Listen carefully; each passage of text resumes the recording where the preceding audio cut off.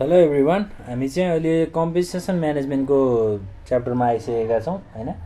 अब हामीले योभन्दा अगाडि चाहिँ रिवार्डको कुराहरू गरेका थियौँ होइन। रिवार्डहरू कसरी एउटा इम्प्लोइजहरूलाई दिइन्छ होइन, रिवार्डहरू दिनको लागि के कुराहरू चाहिन्छ भन्ने कुराहरू डिस्कस गऱ्यौँ। र अब हामीले कम्पेन्सेसनको कुराहरू डिस्कस गर्छौँ। कम्पेन्सेसन भनेको चाहिँ के हो त होइन, यो चाहिँ एउटा प्याकेज हो। Compensation is defined as a package of financial and non financial benefits. इम्प्लोइजहरूको कन्ट्रिब्युसन अनुसार उनीहरूलाई फाइनेन्सियल र नन फाइनेन्सियल बेनिफिटहरू प्रोभाइड गरिन्छ भने त्यस्तो खालको कुराहरूलाई हामीले कम्पेन्सेसन भनेर भन्छौँ। र कम्पेन्सेसन चाहिँ अब सबै मोनिटरी र नन मोनिटरी फर्म्समा हुन्छ। जस्तै अब यसलाई डिफिनेसनबाटै भन्दाखेरि के भन्न सकिन्छ त भन्दा, package of financial and non-financial benefits. Financial or non-financial benefits that an employee receives with his her contribution towards organization। कुनै पनि संस्था बिच चाहिँ अब इम्प्लोइजहरूको कन्ट्रिब्युसन अनुसार चाहिँ फाइनेन्सियल र नन फाइनेन्सियल बेनिफिट्सहरू प्रोभाइड गरिन्छ भने त्यस्तो खालको प्याकेजलाई हामीले कम्पेन्सेसन भनेर भन्न सक्छौँ। र यो चाहिँ एउटा के हुन्छ त, इट इज इन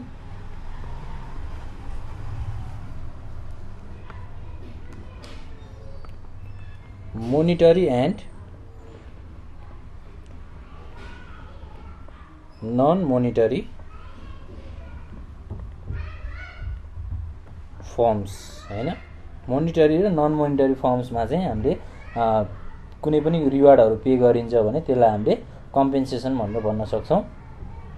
जस्तै कम्पेन्सेसनमा चाहिँ के हुन्छ त भन्दा, एउटा डाइरेक्ट पेमेन्ट हुन्छ।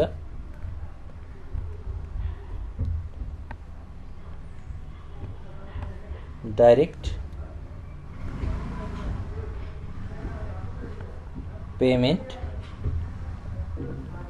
पेमेन्टमा चाहिँ हामीले कसरी पे गर्छौँ त भन्दा, जस्तै स्यालेरिजहरू, त्यसै गरी वेजेस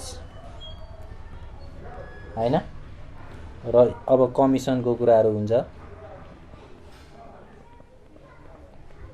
र इन्डाइरेक्ट पेमेन्ट भनेको चाहिँ अब के हो त,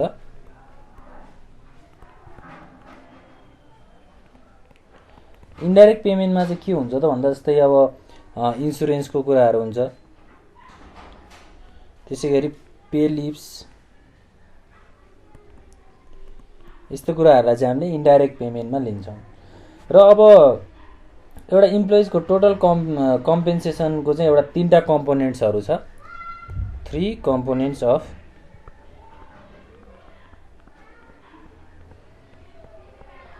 इम्प्लोइज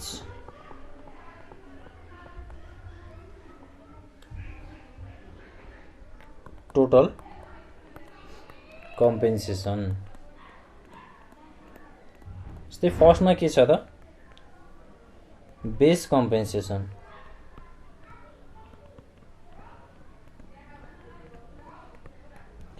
सेकेन्डमा पे इन्सेन्टिभ्स, र थर्डमा चाहिँ बेनिफिट्स।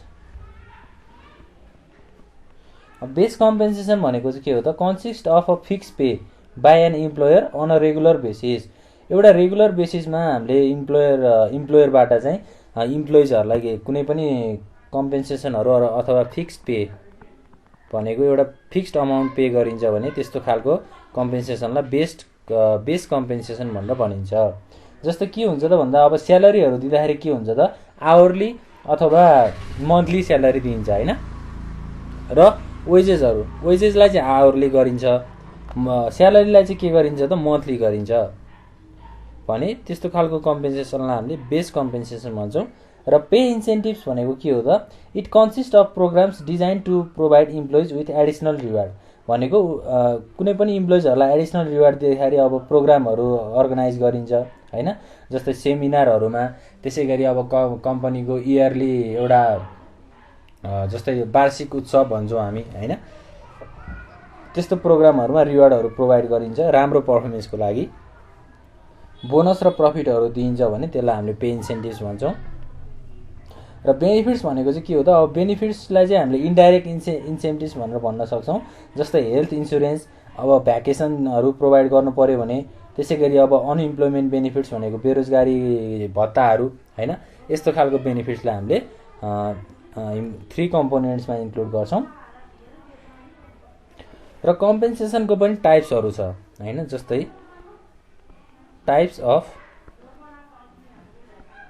कम्पेन्सेसन। कम्पेन्सेसनको टाइप्सहरू हेर्दाखेरि एउटा फाइनान्सियल छ, एउटा चाहिँ के छ त नन फाइनान्सियल छ।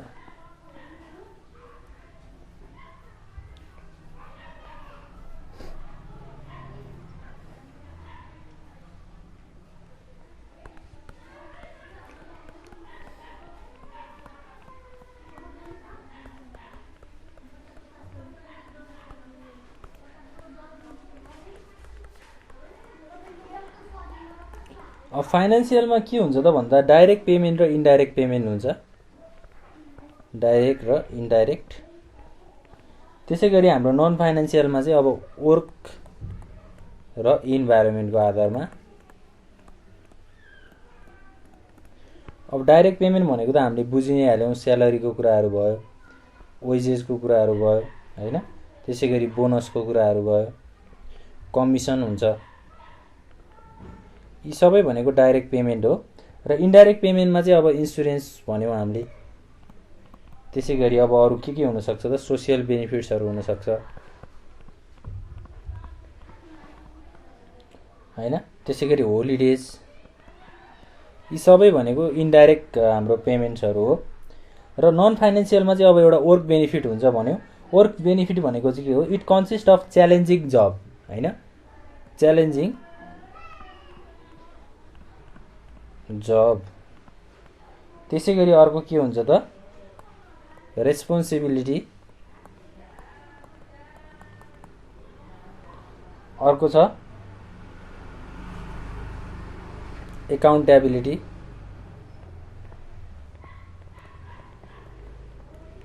र इन्भाइरोमेन्ट बेनिफिट्समा चाहिँ के हुन्छ त, अब जस्तै अब एप्रोप्रिएट पोलिसिज,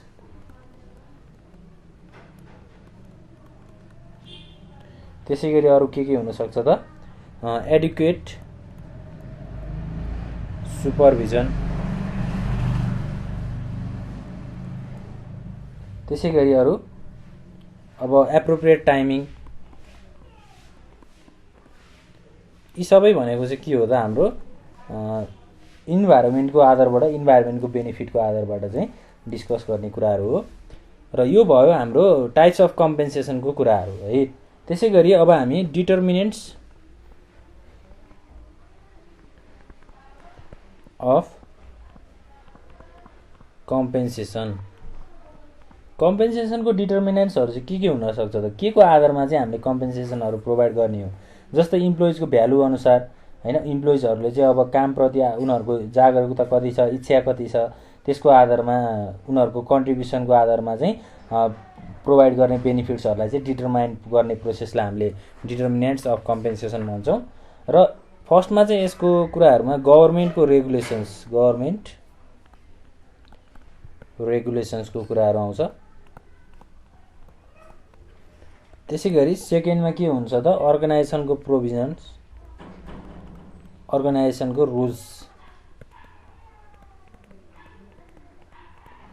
त्यसै गरी थर्डमा के हुन्छ त, इक्विटी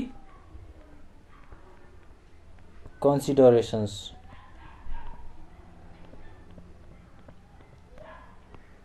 त्यसै गरी फोर्थ नम्बरमा जब एनालाइसिस, फिफ्थमा अब जब इभ्यालुएसनको कुराहरू। त्यसै गरी अब कस्ट अफ लिभिङ,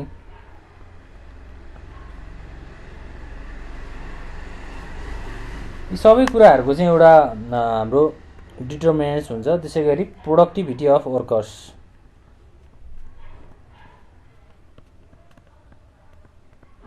वर्कर्सको प्रोडक्टिभिटी कति छ यसको आधारमा चाहिँ एउटा डिटर्माइन गर्ने फ्याक्टर हो। गभर्मेन्टको रेगुलेसन भन्ने बित्तिकै के हो त भन्दा गभर्मेन्टले चाहिँ के गर्छ त, it protect the working class from wages exploitation by strong employers भनेको अब एउटा स्ट्रङ इम्प्लोयर्सहरूबाट चाहिँ के गर्ने त, वेजेसहरू चाहिँ एक्सप्लोइटेसन हुनबाट बचाउने होइन। गभर्मेन्टले चाहिँ के गर्छ त भन्दा लज र जुडिसियल डिसिजनहरू गर्छ, त्यसको आधारमा चाहिँ कम्पेन्सेसनहरू कसरी प्रोभाइड गर्ने हो भन्ने कुराहरूलाई इम्फासाइज गर्छ। जस्तै मिनिमम वेज रेट, त्यसै गरी over time rate, working hours होइन, यी सबै कुराहरूलाई चाहिँ गभर्मेन्टले रुल्स र रेगुलेसन चाहिँ बनाएको हुन्छ। अब अर्गनाइजेसनको प्रोभिजन्स भनेको के हो त, अर्गनाइजेसनको पनि रुल्सहरू, अब अर्गनाइजेसनको पनि प्रोभिजनहरू हुनसक्छ, पोलिसीहरू हुनसक्छ होइन। अब वेजेसहरू कसरी प्रोभाइड गर्ने, जस्तै प्लान्स प्रोग्राम्सहरू इम्प्लिमेन्ट गर्नु पर्यो होइन। यी सबै कुराहरू अर्गनाइजेसनको प्रोभिजन्स अनुसार हुन्छ। र इक्विटी कन्सिडरेसन भनेको चाहिँ अब एउटा फिलोसोफी होइन, जसले चाहिँ कम्पेन्सेसन सिस्टमलाई चाहिँ के हुनुपर्छ भनेर भन्छ त, फेयर हुनुपर्छ र इक्विटेबल हुनुपर्छ, सबैलाई चाहिँ इक्वेली कम्पेन्सेसन प्रोभाइड गर्नुपर्छ भन्ने एउटा फिलोसोफीलाई हामीले इक्विटी कन्सिडरेसन्स भनेर भन्न सक्छौँ। त्यसै गरी जब एनालाइसिसको कुराहरू भयो होइन, जब चाहिँ एनालाइसिस गर्ने कसरी, अब जब एनालाइसिस भनेको चाहिँ एउटा इन्फर्मेसनहरू कलेक्ट गर्ने हो, कामहरू कसरी भइरहेको छ होइन, त्यो कुराहरूको इन्फर्मेसन कलेक्ट गर्ने भयो। र इभ्यालुएसन भनेको त्यो कुराहरूलाई अब मेजर गर्ने होइन, त्यही अब अब्टेन भएको इन्फर्मेसनलाई चाहिँ मेजर गरेर कम्पेन्सेसनहरू डिटरमाइन गर्ने प्रोसेस हो। त्यसै गरी कस्ट अफ लिभिङ भनेको चाहिँ अब एउटा इम्प्लोइजलाई चाहिँ अब बाँच्नको लागि खर्च कति लाग्छ होइन, payment should be adequate to maintain the cost of living of the employee, इम्प्लोइलाई बाँच्नको लागि खर्च कति हुन्छ त्यसको आधारमा चाहिँ अब पेमेन्टहरू गर्नु पर्यो होइन, त्यो कुराहरू छ। त्यसै गरी प्रोडक्टिभिटी अफ वर्कर्स भनेको अब एउटा वर्कर्सले चाहिँ आफ्नो हार्डवर्क र डेडिकेसन कति लगाएको छ, उसले गर्दा कति प्रोडक्टिभिटी बढेको छ, त्यसको आधारमा पनि हामीले कम्पेन्सेसनलाई चाहिँ डिटरमाइन गर्न सक्छौँ। ल यो कुराहरू चाहिँ हाम्रो डिटर्मिनेन्ट्स अफ कम्पेन्सेसन, कम्पेन्सेसनलाई कसरी डिटरमाइन गर्ने भन्ने कुराहरू हो। र हामीले मेन बुझ्नुपर्ने भनेको चाहिँ टाइप्स अफ कम्पेन्सेसन छ है। टाइप्स अफ कम्पेन्सेसनमा एउटा फाइनेन्सियल र नन फाइनेन्सियल छ। फाइनेन्सियलको चाहिँ अब हामीले डाइरेक्ट र इन्डाइरेक्टको कुराहरू बुझि नै हाल्छौँ। त्यसपछि वर्क भनेको अब च्यालेन्जिङ जब कति छ होइन, उसको रेस्पोन्सिबिलिटी कति छ, त्यो कुराहरूको कामको आधारमा अब बेनिफिटहरू प्रोभाइड गर्ने। त्यसै गरी इन्भाइरोमेन्टमा चाहिँ अब पोलिसी सुपरभिजनको आधारमा पनि कम्पेन्सेसनहरूलाई प्रोभाइड गर्ने भनेर भन्न सकिन्छ। र तीनटा कम्पोनेन्ट्स थियो हाम्रो, एउटा बेस कम्पोनेन्ट्स होइन, बेस कम्पोनेन्ट्स भनेको चाहिँ फिक्स्ड पे, त्यसै गरी पे इन्सेन्टिभ्सको कुरा र बेनिफिट्सको कुराहरू भयो। ल अब कम्पेन्सेसन म्यानेजमेन्टको एउटा डेफिनेसनबाट हामीले बुझ्न सकिहाल्छौँ के हो भनेर, इजी छ होइन, सजिलो छ। अब नेक्स्ट क्लासमा चाहिँ हामीले डिस्कस गर्ने टपिक भनेको methods of establishing employees compensation, इम्प्लोइजको कम्पेन्सेसनलाई कसरी इस्टाब्लिस गर्न सकिन्छ भन्ने मेथोडोलोजीहरू डिस्कस गर्छौँ।